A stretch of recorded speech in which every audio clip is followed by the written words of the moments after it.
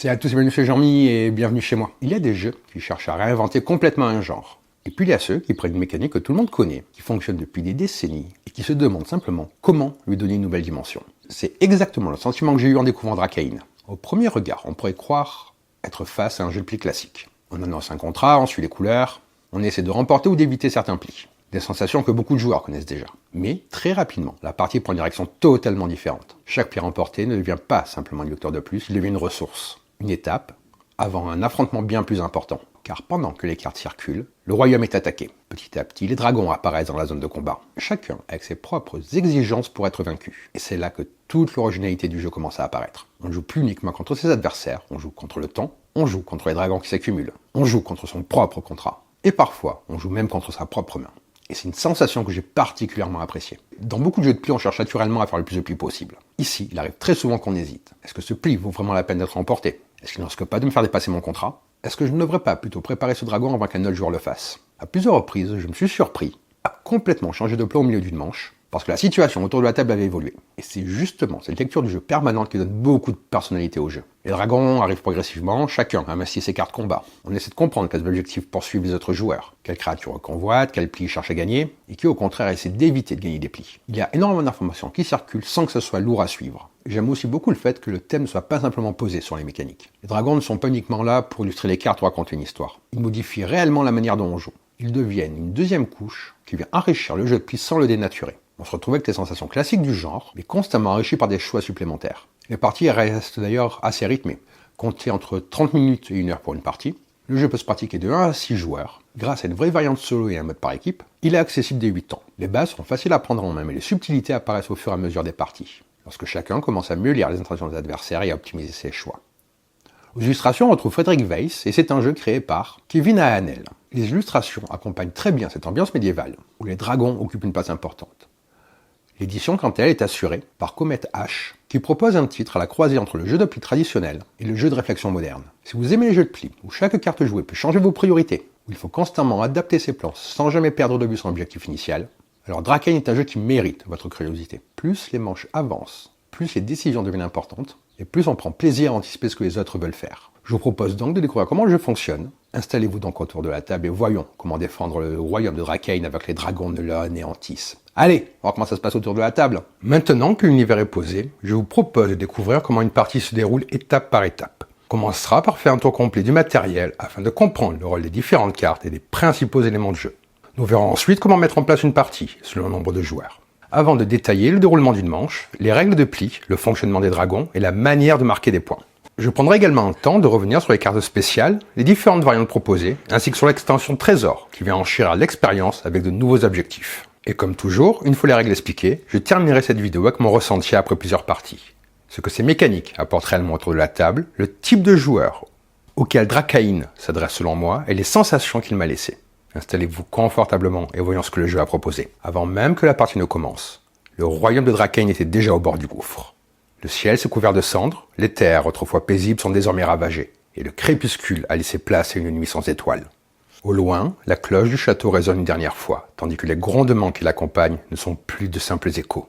Les dragons approchent.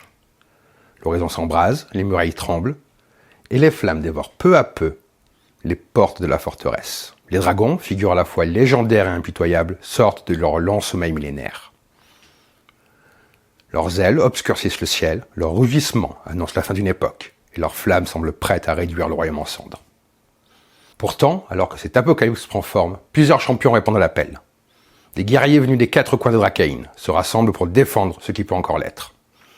Certains sont guidés par le courage, d'autres par la soif de gloire ou d'anciennes promesses, mais tous partagent un même objectif. Repousser les forces qui menacent l'humanité et protéger le dernier bastion encore debout. La tâche sera loin d'être simple. Les alliances sont fragiles, les trahisons toujours possibles, et chaque attaque pourrait être la dernière. Il faudra unir vos forces, exploiter au mieux les talents de chacun, et affronter ensemble le souffle des dragons. Car une seule certitude demeure. Lorsque cette bataille prendra fin, la gloire ne reviendra qu'à un seul survivant. Celui qui aura su devenir le nouveau roi de Drakain. Les cartes combat sont au cœur des affrontements. Elles sont réparties en 2 grandes catégories, les cartes arcanes et les cartes influence. Le jeu contient 40 cartes arcanes réparties en 4 couleurs. 3 couleurs comportent 30 cartes au total. Bleu représente le bouclier.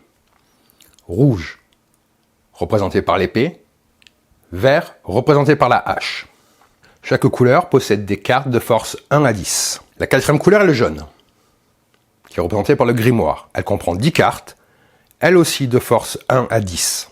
Cette couleur constitue un atout. Cela signifie que les cartes jaunes sont toujours plus puissantes que n'importe quelle carte arcane, bleue, verte ou rouge. En plus des cartes arcanes, le jeu comprend 10 cartes d'influence. On y trouve d'abord 6 cartes obscures, de force 11 à 13. Elles sont réparties de la façon suivante. 4 chevaliers, de force 11. Une reine, de force 12. Un roi, de force 13.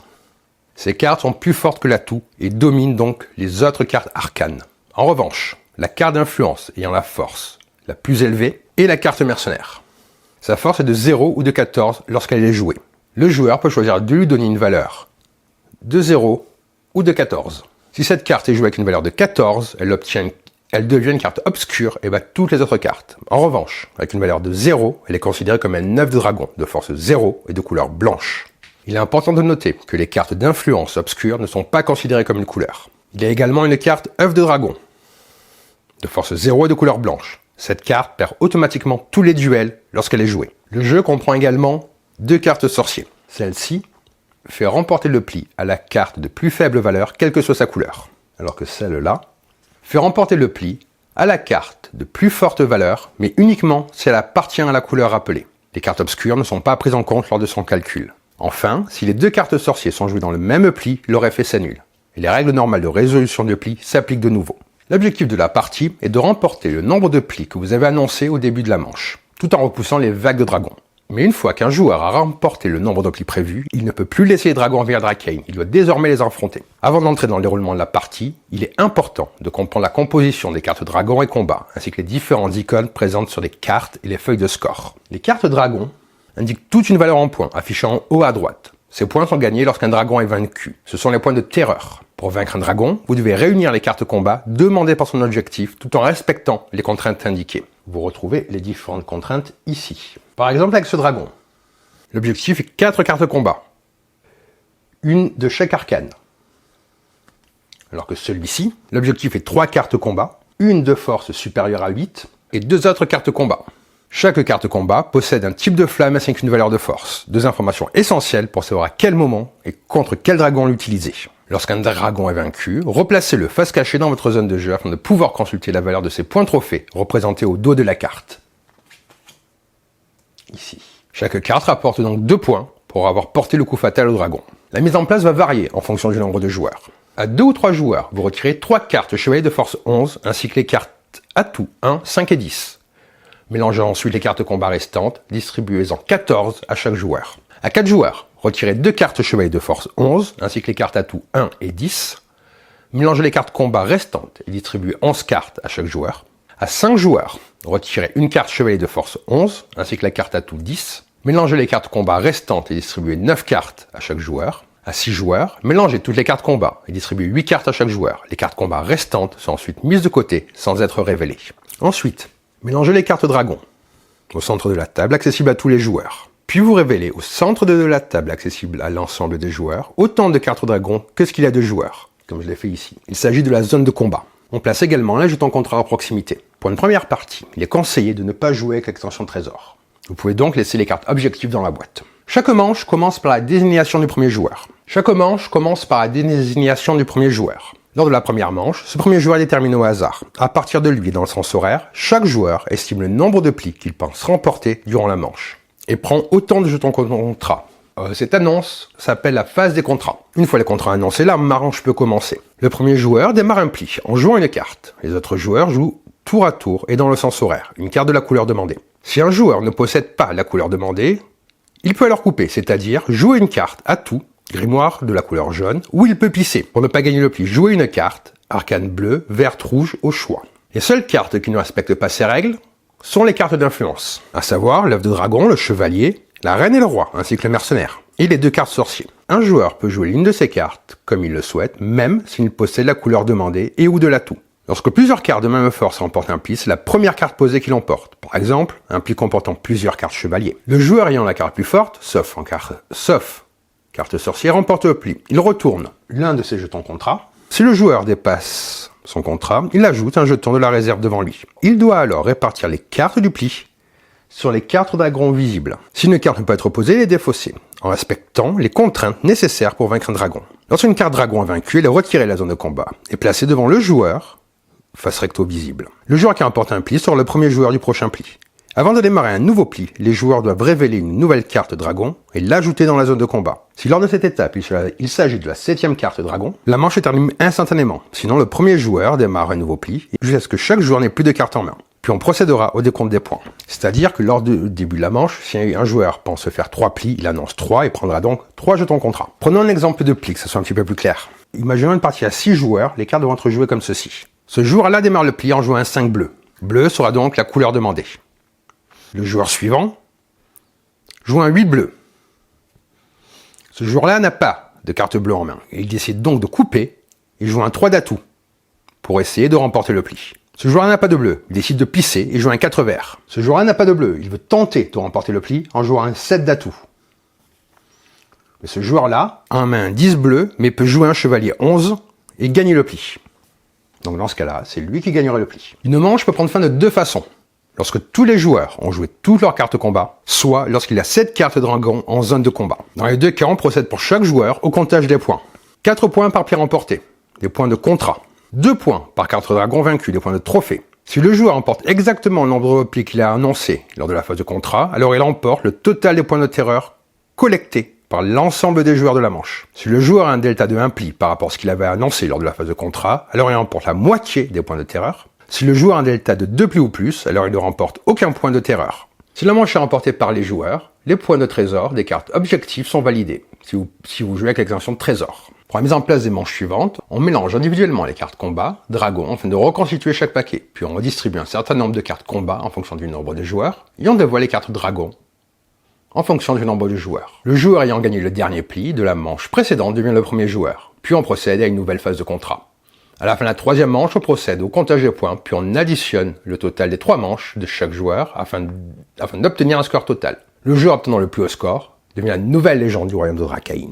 Passons maintenant à l'extension Trésor. L'ajout de l'extension permet d'intégrer des objectifs communs et personnels aux joueurs, ajoutant une tension et augmentant les coups bas. On réalise une mise en place comme d'habitude, puis on mélange les cartes objectifs et on en distribue 2 faces cachées à chaque joueur. Lorsque le joueur a pris connaissance de leur carte combat et de leurs 2 cartes objectifs, on réalise la phase des contrats en y ajoutant une étape appelée la phase des objectifs, qui intègre la règle suivante. Le premier joueur choisit une carte objectif parmi les 2 qu'il a en main, il met face cachée devant lui, puis passe les cartes restantes au joueur à sa gauche, qui choisit également une carte objectif parmi les 3 en sa possession à ce moment-là, et passe les autres au joueur suivant, et ainsi de suite jusqu'au dernier joueur qui, après avoir choisi sa carte objectif, va déposer les cartes objectifs restantes dans la zone commune et accessible à l'ensemble des joueurs. Ça s'appellera la zone des trésors, qui est située au-dessus des cartes dragon. Chaque joueur possède une carte objectif personnelle que lui seul peut essayer de réaliser, alors que la zone des trésors comporte des cartes objectifs sont des objectifs communs disponibles à l'ensemble des joueurs. Les cartes objectifs comportent des points de trésor instantanés. Lorsqu'un joueur réalise l'objectif, il met la carte objectif dans sa zone face visible. Et ce symbole-là, c'est fin de manche. En fin de manche, les joueurs qui réalisent l'objectif gagnent les points trésor de la carte objectif. En cas d'égalité, chaque joueur gagne les points trésor. Les objectifs que vous allez retrouver sont les suivants. 1, 2, 3 plis. Le premier dernier pli d'une manche. La première dernière carte dragon d'une manche. Un pli de l'arcane annoncé. 5 cartes dragon de la manche. Le premier pli à tout d'une manche. 2 plis à la suite. Ici, c'est plus que 2 cartes dragon. Réussir son contrat. 0 carte dragon. Avoir le plus de plis. Avoir le plus de cartes dragon, ne gagner aucun pli. Il existe une variante lorsque vous jouez à 2 joueurs, vous effectuez une mise en place pour 2 joueurs, à l'exception qu'il n'y aura que 2 cartes dragon révélées en début de manche. Le 3e joueur sera fictif, et ne respectera aucune règle concernant les cartes combat. Il sera nommé le roi déchu. Si vous jouez avec l'extension trésor, ne distribuez pas de cartes objectifs au roi déchu. Ce dernier pourra tout de même collecter des cartes objectifs, instantanées ou en fin de manche, disponibles dans la zone des trésors. Les règles sont identiques à une partie à 3 joueurs, à l'exception que le roi déchu aura un deck de 14 cartes, qui seront posées face cachée, et vous dévoilez toujours la carte du dessus du paquet lors de son tour. Quand le roi déchu remporte un pli, répartissez les cartes combat sur les cartes dragon comme si vous étiez le roi déchu, et pas comme cela pourrait vous arranger. Le roi déchu ne gagne pas de points, par conséquent, si on remporte une carte dragon, défaussez-la. Lors de chaque manche, ne comptabilisez pas les points des joueurs, car le roi déchu n'est pas là pour la victoire, mais uniquement pour vous faire perdre les points. Il y a également une variante solo qui est disponible. Vous allez jouer contre le démon du royaume de Darkane. Il s'agit d'un joueur imprévisible et dangereux. Dans le mode solo, vous jouez avec toutes les cartes combat et les cartes dragon, mais écartez les cartes de l'extension trésor. Mélangez les cartes combat et prenez les 10 premières. Le reste du paquet sera votre pioche et le jeu du démon. Mélangez les cartes dragon et dévoilez la première carte du paquet. Jouez avec les règles du jeu de base en prenant en compte les nouvelles règles suivantes. Vous commencez le premier pli. Lorsque vous jouez une carte combat, repêchez-en une à la fin du pli. Le démon jouera toujours la carte combat du dessus du paquet de la pioche. Si le démon gagne un pli, répartissez les cartes combat sur les cartes dragon le plus logiquement, et pas comme cela pourrait vous arranger. Puis ajoutez une nouvelle carte dragon dans la zone de combat. Lorsqu'une carte dragon est vaincue, si c'est vous qui l'avez vaincue, prenez-la dans votre zone de jeu. Sinon, mettez-la dans la zone de jeu du démon. Puis ajoutez une nouvelle carte dragon dans la zone de combat. Si vous devez ajouter une carte dragon, mais qu'il n'y en a plus, le jeu s'arrête et on effectue le compte des points. S'il y a 7 cartes dragon dans la zone de combat, le jeu s'arrête et on effectue également le comptage des points. Important, si vous perdez un pli et qu'une ou plusieurs cartes dragon sont vaincues, vous ajoutez toujours qu'une seule carte dragon. Lorsque la partie est terminée, vous effectuez le total des points de terreur présents sur les cartes dragon que vous avez vaincues. Et retirez le total des points de terreur présents sur les cartes dragon vaincues par le démon. Vous avez dans le livre de règles un barème pour évaluer votre score. Vous pouvez également jouer en équipe, à 4 ou 6 joueurs. La variante équipe permet de découvrir le jeu en jouant par équipe de 2 joueurs, en se faisant face tout en conservant les règles du jeu de base. C'est-à-dire que vous jouez comme ceci ou comme cela. La mise en place est identique sur le nombre de cartes combat distribuées et le nombre de cartes dragon dévolées en fonction du nombre du joueur. La différence réside dans le fait que les joueurs jouant dans une même équipe s'échangent une carte combat au début de chaque manche. Les deux ne sont pas obligés d'échanger simultanément leurs cartes. Lorsque chaque équipe a fait son échange, la manche peut alors démarrer. Lorsqu'un joueur importe un pli, il peut sans obligation échanger une carte combat avec son binôme. Le joueur opposé peut consulter la carte et la rendre à son binôme ou prendre ses cartes combat et en donner une à son binôme. Lorsqu'une manche est terminée, on effectue le comptage des points de chaque joueur comme lors d'une partie standard. Puis chaque équipe additionne les points des 2 joueurs afin d'obtenir un score d'équipe. Cette étape est répétée à chaque manche, puis on totalise le score des 3 manches. Si vous jouez avec l'extension trésor, lorsque les joueurs ont sélectionné leur carte objectif et mis en place la zone des trésors, les 2 joueurs de chaque équipe prennent chacun connaissance secrètement de la carte objectif sélectionnée par leur binôme. Vous avez également des cartes goodies qui existent, donc je vais vite vous en parler. Ici, nous avons l'elfe obscur. Lorsque cette carte est jouée, le joueur choisit une valeur comprise entre 0 et 10, ainsi que l'une des 4 couleurs. Si le joueur emporte le pli avec l'elfe, il choisit à nouveau une valeur comprise entre 0 et 10, ainsi que sa couleur parmi les 4 arcanes, afin d'utiliser cette carte combat pour vaincre une carte dragon. Les moires prennent la couleur demandée, sauf s'il s'agit de l'atout, avec une valeur de 10. Si cette carte ouvre le pli, le joueur choisit sa couleur parmi les 3 arcanes de base. Si le joueur emporte le pli avec les moires, il peut consulter les cartes combat mises de côté en début de partie. Cette carte peut être également utilisée contre une carte dragon, comme une carte appartenant à l'une des 3 arcanes de base, au choix du joueur. Le chevalier déchu possède une valeur de 11, mais il l'emporte sur tous les autres cartes chevaliers. S'il remporte le pli, les points de terreur des cartes dragon gagnées durant ce pli ne seront marqués que par le joueur ayant joué cette carte. Ces points ne sont donc pas comptabilisés par les autres joueurs lors du décompte de fin de manche. Le nain des abysses a une valeur de 7. Lorsque cette carte est jouée, son propriétaire choisit sa couleur parmi les 4 d'arcane. S'il remporte le pli avec cette carte, il peut piocher 7 cartes objectifs de l'extension trésor et en conserver entre 0 et 3. Qui seront alors ajoutés à ses objectifs personnels. Cette carte peut également être utilisée contre une carte dragon, comme une carte de valeur 7, dans n'importe laquelle des 4 couleurs. Ici, nous avons les dragons des arcanes. Lorsqu'un dragon des arcanes entre en jeu, l'atout devient immédiatement la couleur de ce dragon. Si un autre dragon des arcanes apparaît ensuite, son arcane remplace le précédent et devient le nouvel atout. Lorsqu'il ne reste plus aucun dragon des arcanes dans la zone de combat, le grimoire, c'est-à-dire la couleur jaune, redevient l'atout. Le dragon sorcier. Il faut utiliser 3 cartes combat, dont moins une carte sorcier. La terreur rapportée par ce dragon correspond à la somme de valeur des cartes combat utilisées pour le vaincre. Par exemple, une carte sorcier, un roi et une reine rapportent 25 points de terreur. Le Draknarok. Tant qu'il est présent dans la zone de combat, aucune carte obscure ne peut remporter un pli. Le joueur qui vient cette carte est le seul à marquer les 12 points de terreur qu'elle rapporte. L'œuf dragon. Le joueur qui remporte le pli contenant l'œuf dragon gagne immédiatement 10 points de trésor. Pour atteindre cet objectif, il faut remporter le pli avec la carte œuf de dragon. Avant de partager mon avis sur Darkane, si cette vidéo vous a aidé à découvrir le jeu ou à mieux le comprendre, n'hésitez pas à soutenir la chaîne en vous abonnant si ce n'est pas encore fait, en likant la vidéo. Vous trouverez également sur la page principale de YouTube tous mes réseaux. Si vous décidez de me suivre, cela aide beaucoup la chaîne également. Et comme toujours, je serai curieux de lire vos retours en commentaire. Si vous avez déjà joué au jeu ou s'il vous intrigue, venez partager votre expérience ou vos premières impressions. Et maintenant, place à mon avis après plusieurs parties.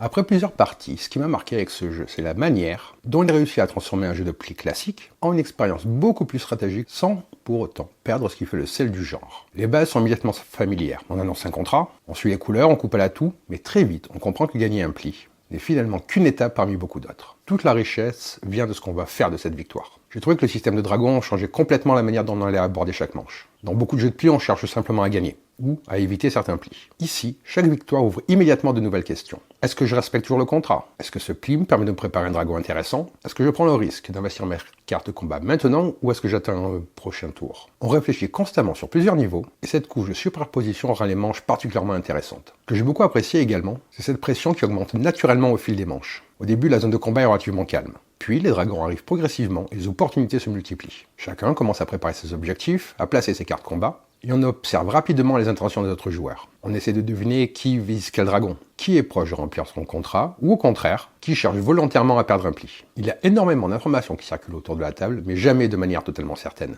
Les contrats est probablement l'élément qui m'a procuré le plus de satisfaction. Respecter exactement son annonce est un vrai exercice d'équilibriste. Très souvent, je me suis retrouvé dans une situation où ma main me permettait facilement de gagner un pli supplémentaire. Sauf que justement, ce pli risquait de me faire perdre tous mes points de terreur. On passe donc d'une logique offensive à une logique beaucoup plus défensive où parfois on cherche à ne pas remporter un pli. C'est une sensation que j'aime beaucoup et Dracane l'exploite particulièrement bien. A l'inverse, lorsqu'on réalise qu'on est en retard sur son contrat, chaque pli devient soudainement extrêmement important. On surveille alors les couleurs restantes, les atouts déjà joués, les cartes obscures encore en circulation et les possibilités offertes par les cartes spéciales. Cette lecture permanente de manches apporte une vraie profondeur sans rendre le jeu inutilement compliqué. Les cartes d'influence participent énormément à cette dynamique. Les cartes obscures, le mercenaire ou encore les sorciers, ne sont pas simplement des cartes puissantes. Elles viennent casser les habitudes prises pendant les premiers plis. J'ai souvent vu des situations où tout le monde pensait connaître le vainqueur d'un pli avant qu'une de ces cartes change complètement le résultat. Ce sont des moments qui créent beaucoup de réactions autour de la table et qui rendent chaque manche différente de la précédente. Le thème, lui, fonctionne étonnamment bien. Les dragons ne sont pas des simples cartes à collectionner pour faire des points. Ils deviennent un objectif permanent qui influence directement la manière dont on joue ces cartes. J'ai apprécié aussi le fait que les cartes combat servent ensuite à battre ces dragons. Ce qui donne réellement l'impression que les plis sont des préparations au combat. Les points de terreur, les trophées, les différents objectifs, tout ça vient renforcer cette cohérence sans donner l'impression d'ajouter des systèmes artificiellement. Au niveau de l'interaction, le jeu est particulièrement réussi. Bien sûr, il a toute l'interaction naturelle d'un jeu de plis. On observe les cartes jouées et les couleurs restantes. Mais ici, il faut également surveiller les dragons que chacun prépare, les cartes combat déjà utilisées, les contrats annoncés, et parfois comprendre pourquoi un joueur essaie soudainement de perdre un pli. Cette lecture constante des intentions adverses crée beaucoup d'échanges autour de la table et sans ralentir la partie. J'ai aussi beaucoup apprécié le rythme général. Les plis s'enchaînent rapidement, mais chaque victoire entraîne immédiatement de nouvelles décisions avec les dragons. On ne reste jamais longtemps dans la même mécanique. On alterne sans cesse entre jouer ses cartes, analyser la situation, préparer un dragon, puis revenir au plus suivant. Cette alternance évite une sensation de répétition, malgré les nombreuses cartes jouées pendant une manche. La montée en puissance est également très agréable. Les premiers plis servent souvent à prendre ses marques et à comprendre comment chacun compte jouer sa manche. Puis, progressivement, les dragons deviennent de plus en plus nombreux. Les contrats commencent à être atteints et certains joueurs doivent absolument éviter de gagner un pli, alors que d'autres sont encore à la recherche de victoire. Les derniers plis deviennent alors particulièrement tendus, parce qu'une seule erreur peut complètement modifier le score final. Concernant l'accessibilité, il demande un tout petit peu d'investissement. Les règles sont très abordables pour des joueurs connaissant déjà les jeux de plis. Mais il faut intégrer plusieurs systèmes qui fonctionnent simultanément. Les contrats, les dragons, les cartes combat, les cartes d'influence et différents types de points. La première partie va surtout servir à comprendre comment tous ces éléments interagissent ensemble. En revanche, dès la deuxième ou troisième partie, tout devient beaucoup plus naturel et on commence à anticiper les tours à l'avance. La rejouabilité, elle est excellente. Les dragons changent constamment les objectifs de la manche. Les contrats évoluent, les cartes influence créent toujours de nouvelles situations et les extensions apportent davantage de variété avec les objectifs des cartes trésors, les goodies disponibles aux différentes variantes du jeu. C'est typiquement le genre de jeu que l'on découvre au fur et à mesure des parties. Je conseillerais assez facilement aux joueurs qui aiment les jeux de plis modernes, ceux qui apprécient les titres où il faut lire le jeu adverse et adapter constamment son plan. Les amateurs de stratégie y trouveront beaucoup de décisions intéressantes. Ici, on ne joue pas uniquement sa main. On joue les objectifs, les dragons, le tempo de la manche, ainsi que les annonces de chacun. Au final, Dracane n'essaie pas simplement d'ajouter un thème à un style de jeu existant. Les dragons, les contrats, les cartes combat sont directement liés les uns aux autres et créent une expérience qui possède sa propre identité. On retrouve les sensations classiques du jeu de pli, mais enrichi par une couche de planification permanente qui oblige à réfléchir différemment à chaque décision. C'est un jeu qui récompense l'observation, l'anticipation, ainsi que l'adaptation, et à mon sens, révèle toute sa richesse après plusieurs parties, lorsque chacun autour de la table commence à maîtriser les différentes possibilités offertes par le système. Donc voilà pour cette vidéo, j'espère que ça vous a plu. Et sur ce, je vous dis bonne partie et bon jeu.